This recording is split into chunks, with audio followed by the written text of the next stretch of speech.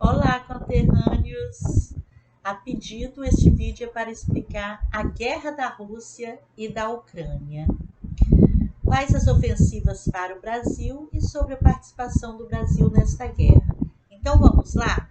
Bom, gente, no dia 24 de fevereiro, a Rússia atravessou as fronteiras da Ucrânia. Bom, todo mundo já sabe disso. A Ucrânia é um pequeno país do leste europeu. Toda essa região é uma região de fronteiras entre a Europa Ocidental e a Ásia Oriental.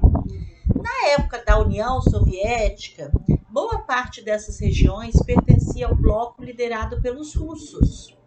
Só que nas últimas décadas, alguns países da região passaram a integrar a OTAN. Vou logo esclarecendo que o Brasil não faz parte da OTAN, tá, gente? Que é um bloco ocidental europeu e liderado pelos Estados Unidos. Então, o que aconteceu? Então, a Rússia perdeu zona de influência. A Ucrânia está lá no meio, é um país pequeno, e alguns estados da Ucrânia recentemente pediram independência. Eles queriam se separar do país. A Rússia, é claro, apoiou e reconheceu essa independência para trazer essa região para a esfera econômica dela. Tudo envolve dinheiro, gente. E agora essa ofensiva militar dos russos na Ucrânia reafirma isso. O pretexto é, entre outros, assegurar a paz e defender aquelas regiões que pediram independência. Mas o que a Rússia está fazendo é colocando limite na esfera de atuação do Ocidente naquela região.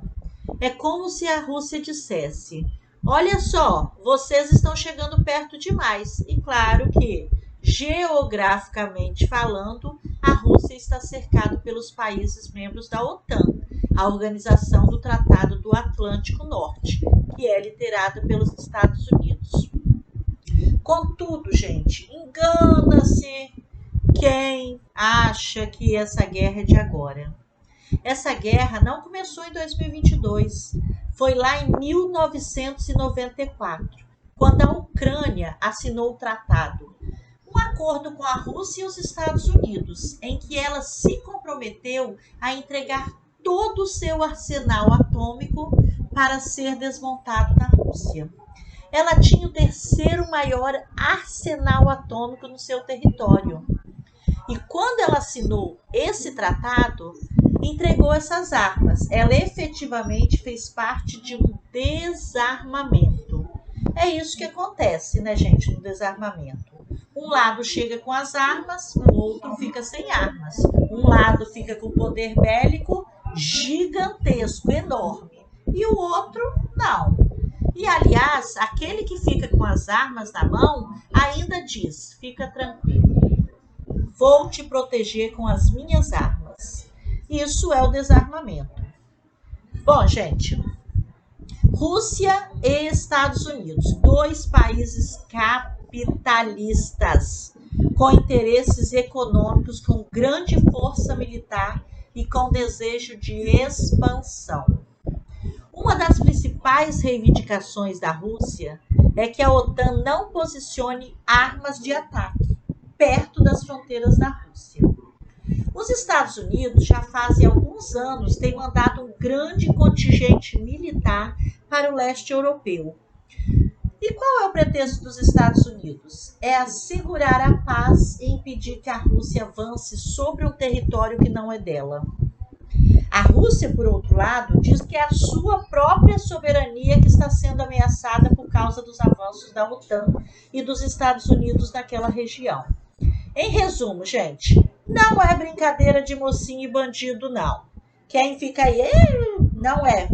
Essa guerra é sobre blocos econômicos capitalistas, com interesses comerciais, com muita grana e muito armamento, disputando território e disputando zonas de influências na região.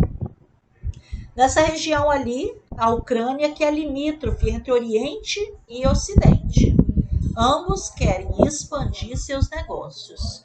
Mas, e para o Brasil, gente? O que essa guerra pode trazer? muitos prejuízos, gente. O pão francês, aquele pãozinho de sal, pode subir de preço e muito, porque 30% do trigo utilizado no mundo é produzido onde? Na Rússia e na Ucrânia. 30% dos fertilizantes, gente, utilizados no Brasil é de alguma matéria-prima da Rússia. O petróleo, gente, ele deve disparar. Tudo que é transportado irá subir de preço, sem contar com os derivados do petróleo.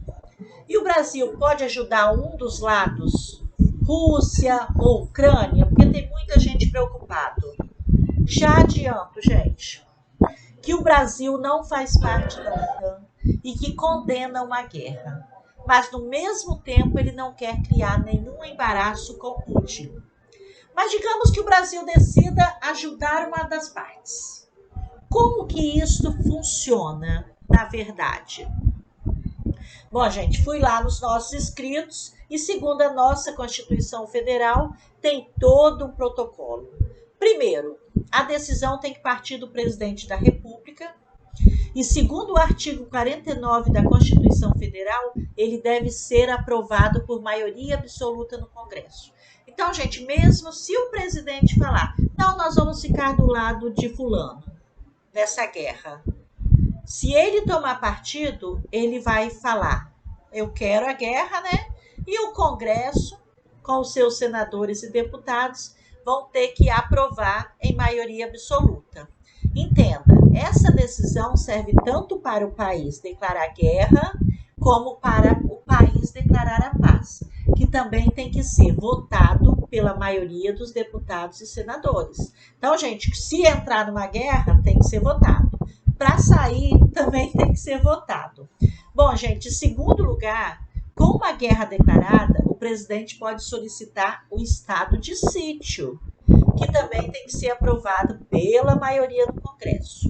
E o estado de sítio é nada mais ou nada menos do que suspender as garantias constitucionais.